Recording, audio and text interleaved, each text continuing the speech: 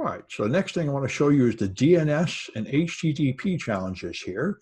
DNS monitoring is a very important issue to detect security violations, and that's why everybody is freaking out over the new DNS over HTTPS, because you won't be able to do this anymore, not so easily.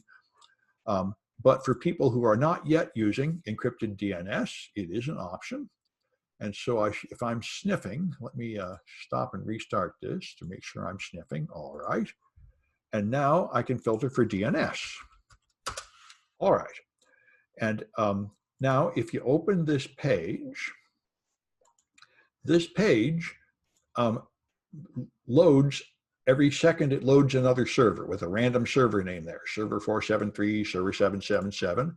And you'll see all the DNS requests scrolling by in Wireshark. So you can just see them right here. This query request, query response, query request, query response, and so on. That's how DNS works. And it sends all this stuff over unencrypted port 53.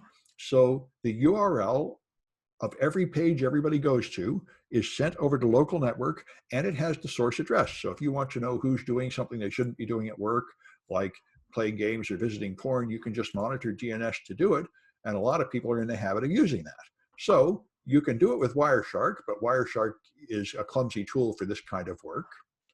And what's more productive is use specialized DNS monitoring tools, and you can write your own using Scapy. Scapy is something I learned. I found a Microsoft vulnerability. It turns out it wasn't a brand new one, but I had a new wrinkle on it.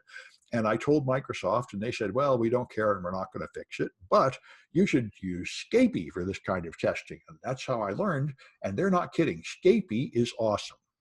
So if you import Scapy into your Python, and by the way, the easiest thing I found to do, there's pip and pip3 are tools you use to install packages in Python. But to make sure I'm using the right version of Python, I like to do it this way, Python 3 minus m pip. Then you can install something and you get the Python 3 version where your Python 3 can find it. So now I can run this thing. So let me make dns1.py and we'll talk about it. dns1.py. All right, so you import the methods in the Scapy library, and now you can use methods like sniff to sniff packets. And when it finds a packet, it will then call the find DNS function on the packet. And now you can do things like, does it have a layer called DNS?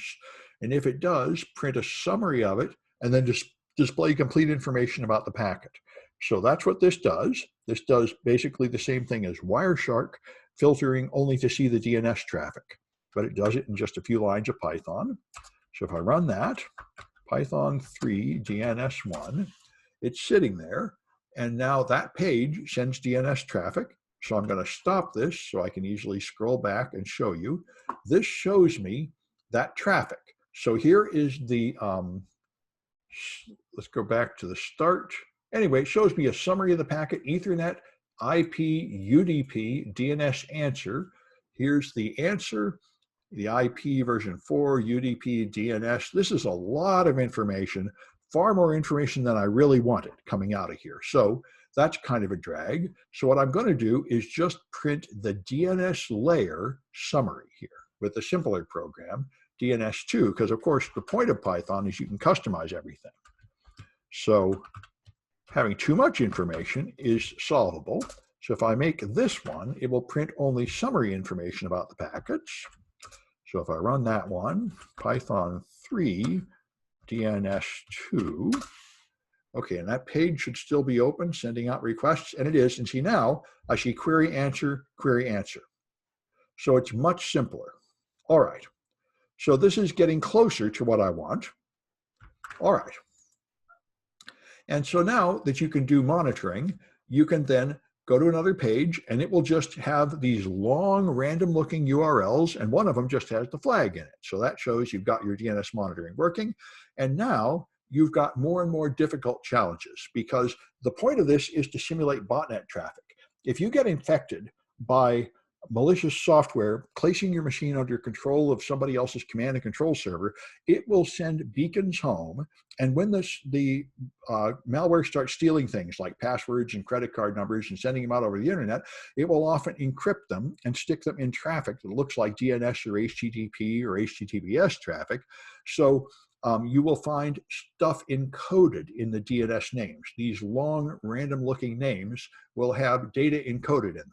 And so there's a series of challenges here where that data is encoded more and more in more and more unusual ways.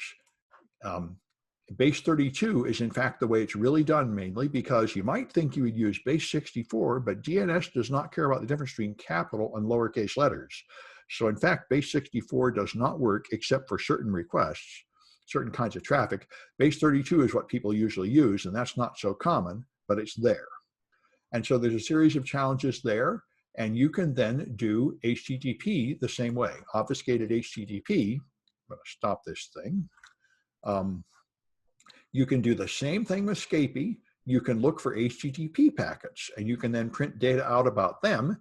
And so you can start monitoring them, and you can clean it up to find things. And so again, I made a series of pages that will keep loading long HTTP addresses, and it might, easy ones have the flag just sitting there in the HTTP request, and the later ones have it with more and more bizarre encoding. And here I went all the way to base 58 encoding, which is kind of mind-bending. Base 58 was invented for Bitcoin, but you could encode data with that, although I'm not aware of any malware that actually does that, but you could, and it gives you a chance to practice base 58 in Python. So there's a few things to try for network monitoring with Python. Now I'm going to stop this, which thankfully did not crash this